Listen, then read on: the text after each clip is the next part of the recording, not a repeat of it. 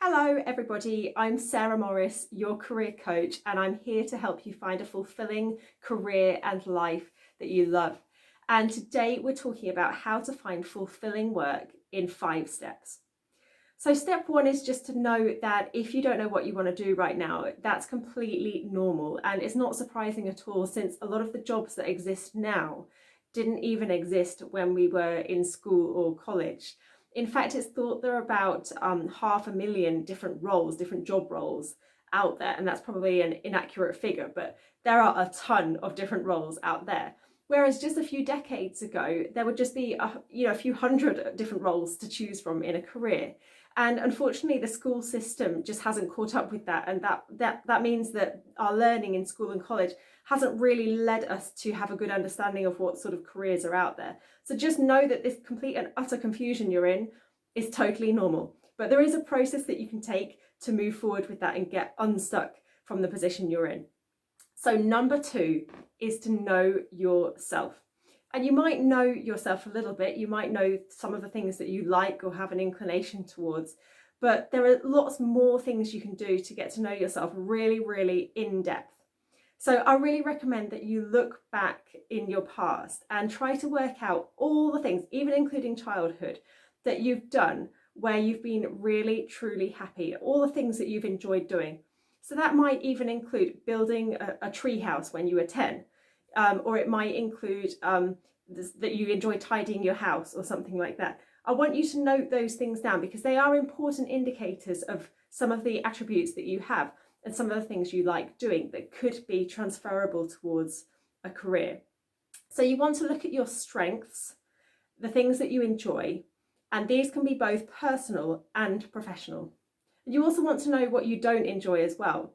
So please make a note of what you haven't enjoyed in roles in the past, and please do make a note of the things that you really love about the roles you've had in the past as well. So one of the things that you can do is ask your colleagues from the past, or even in a current role, to give you a rundown of 5 strengths that they think that you've got. So send them an email or a message and ask them to send you 5 strengths, or 5 things that they like about you and 5 attributes you have that would be useful in the workplace. And this can be a real confidence booster as well.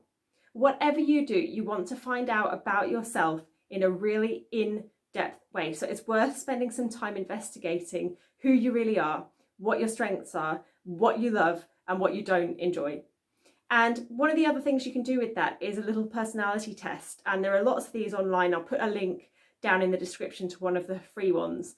And you can just do this personality test, 5 or 10 minute process. And after that, it'll actually show you a list of potential careers that you might enjoy. And obviously some of those things you might look at and think, that's not me at all. But some of them might resonate with you. And it's worth putting them down on a list and really having a think about them and working through whether you think that those would be good careers for you. So that leads us on to the 3rd step, which is to spend a sustained amount of time reflecting on yourself and what you want to do. So you need to take some steps forward in this process, because just thinking about things, unfortunately, isn't always, or isn't really often, going to get you to where you want to be. So if you're stuck and not knowing what you want to do and you want to move forward, you're going to need to spend a considerable time on this and almost treat it like a job, or at least a pastime, a hobby that you're putting a few hours into each week, and take some actionable steps towards what you want to do.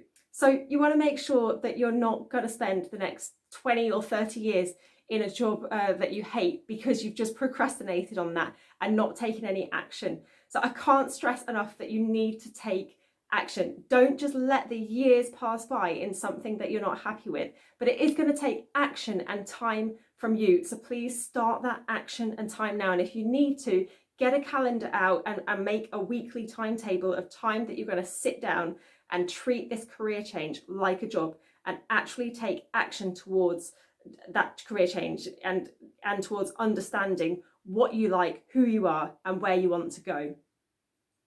So the 4th step is to start investigating different careers. So if you've got an idea now, hopefully in the 2nd or 3rd step, you've spent quite a considerable amount of time learning about yourself and maybe coming up with some ideas. In the 4th step, I want you to actually go and investigate the different ideas that you've got. So if, for example, you've got an idea of that you like the outdoors, go and find a Facebook group that's all about working outdoors and start putting posts in there to ask people about their careers. So you can look in Facebook groups, for example, or you can look in LinkedIn groups. You can also direct message people, and that can be a really effective way of getting to know a little bit more about what you do. There's only so much you can do from Googling stuff. So you really do need to get out there, put yourself out there a little bit and ask people and investigate. So when you've got an idea about a theme of a certain thing that you like, or an even more fully formed career idea, start getting on Facebook and LinkedIn and finding people that do that job and start messaging them and asking them things like, what do they like about their job? What do they not like about their job? What's a day in the job like? All of these kind of things that will give you a bit of a better idea about what it involves and take you that little step further towards where you want to be. So you can either then rule them out from your ideas list, or you can rule them in if the feedback you get from people is something that you like to hear. But you are going to need to take steps. And as I said in step 3, you need to spend time on this, and you really, really do need to spend time messaging people and taking action towards finding out about the different careers available to you. Because as we've already discussed, a lot of the jobs didn't exist a few years ago, and actually our understanding of the kind of jobs that are out there often isn't that full. So you need to get out and get an understanding of the different careers that are available to you, and you can do that quite easily from just sitting in front of your laptop and messaging people or finding groups on Facebook and LinkedIn. Now, the next thing that you can do with that is also to volunteer or to shadow people. So you can actually find people on these social networks and then go and volunteer, or ask if you can shadow them, or if you can go and visit them in their workplace and that kind of thing. And actually, that's all the time building your network. A lot of jobs are still gained just through networking. And by doing that, you're giving yourself a step forward as well when it actually comes to getting a job if you end up applying into that career. So that's step 4. And the final step is to get confident. Confidence is the biggest killer of fulfillment. I can't stress that enough. A lack of confidence is such an impediment to doing what you want to do and being fulfilled in your life. Confidence, or a lack of it in fact, is a kind of self-imprisonment where you're trapped inside your own mind and the limits to yourself that you've imposed on yourself.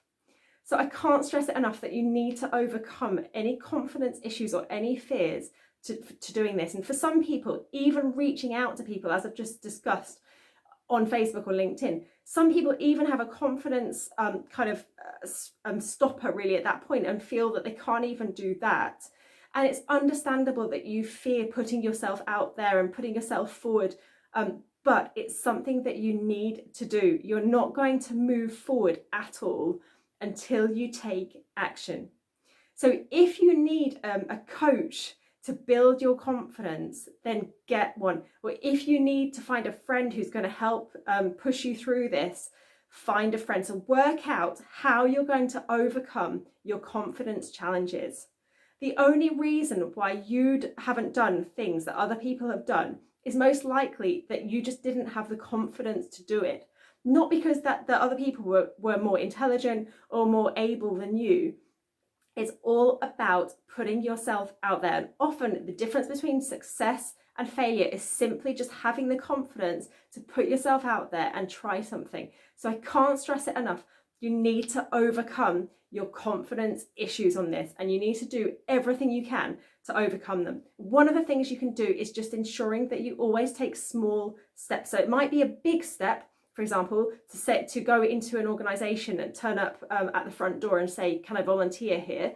But it might be an easier step to reach out first, for example, on Facebook to somebody in that industry. So take small steps, but have the confidence. And if you know that confidence is an issue, start to work out who is going to help you through that.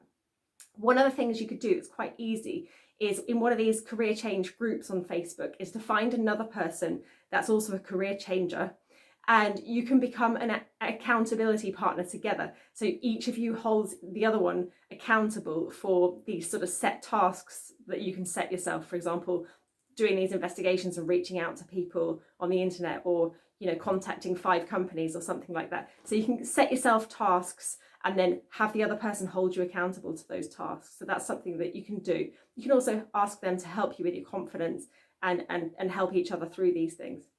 I hope you find this helpful. Please do subscribe to my channel and join my Facebook group, The Career Change Ninjas. And I'll see you on the next one. Bye.